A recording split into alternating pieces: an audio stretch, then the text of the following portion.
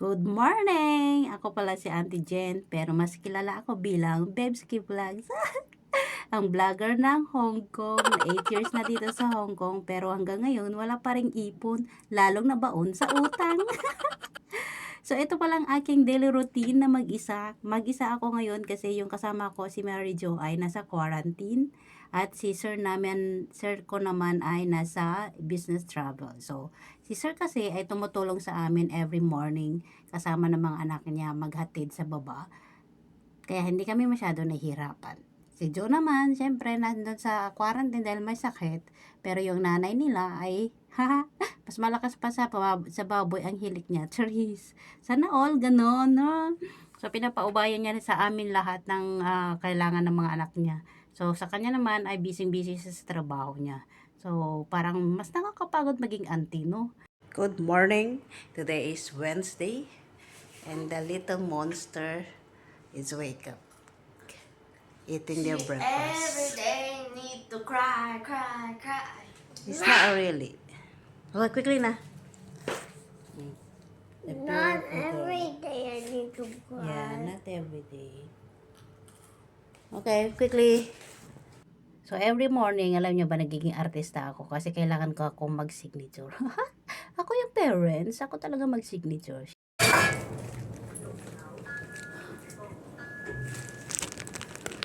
So, dito na tayo sa labas. Ihatid natin sila sa lobby. Be careful! Ayo, auntie. Haggard. Haggard ang auntie. Oh.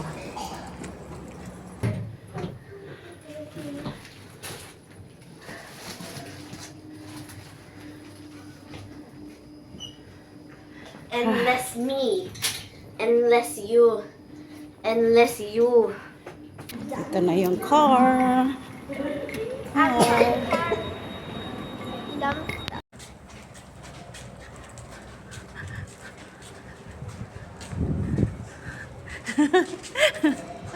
Nahahagard. Every morning. Wala pa. Back to work. So, pagkatapos natin maghatid sa mga bata, syempre, babalik tayo sa bahay. At tingnan nyo naman kung gaano kagulo. Good morning! Wednesday today. So, kung ganito lang ang cloudy panahon, ay ang sarap bumalik sa kwarto at magkukot. Ah, naglamis. Tapos malamig. Pero hindi pwede.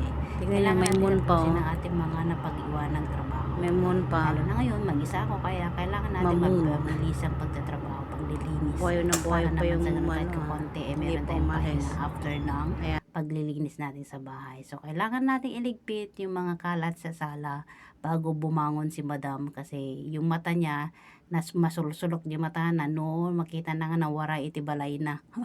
Pero isuna nagkalat mo. Siyempre dito din sa banyo yung mga pinagbrushan nila kailangan nating iligpit kasi minsan sumisilip si madam dyan, makikita niya makalat. So bago lang lahat iligpit lahat ng kalat bago mag almusal. So, ganun, para pagbangon niya ay malinis yung makikita niya sa bahay niya. So, syempre, kailangan natin magwalis konti lang naman, para matanggal, para mawala yung mga kalat nilang kumain, kasi yung mga bread nila ay natatapon sa sahig, kaya naaapakan, kaya konting walis lang naman. So, kailangan nating ipakita na malinis yung bahay niya pagbangon niya, para hindi siya may stress at ikaw may stress ka din. So, bago ako kakain na almusal, ilagay ko muna yung mga labahin. Kasi, dito, habang nag-iikot-ikot yan, kakain na tayo. Tapos, meron pala akong natirang hugasan dyan. Kasi yung mga ginamit ko nagluto ng breakfast at nagluto ng baon ng alaga ko. So, kailangan nating hugasan muna. Siyempre, ito na ang aking almusal. Star margarine with bread. Ito toast ko lang yan. Tapos, siyempre, may kasamang kape. Ito ang hindi mawawala every morning. Kaya good day sa atin kapag may kape. O, di ba? Hindi pwede mawala ang kape. So, meron natirang gatas kanina sa alaga ko sa kanilang cereal. O, syempre, lalagyan na natin sa kape. So, yan din yung bread ko. Tinoast ko lang para mas masarap. Kasi hindi masarap ang bread pag walang palaman. Tapos, Tapos habang nagtutoast ang aking bread, syempre, bumangon na ako kanina umaga, hindi na ako nakapagligpit ng higaan ko. So, iligpit ko muna yung higaan ko para hindi makita ni madam na ang gulo-gulo ng kwarto ko. Kasi pagpasok na niya kasi ng kusina ay kitang-kita yung kwarto ko at yung mga kumot ko ay hindi pa natupi. So, syempre, kailangan natin magpagkitang gilas. Sure, kahit mag-isa tayo.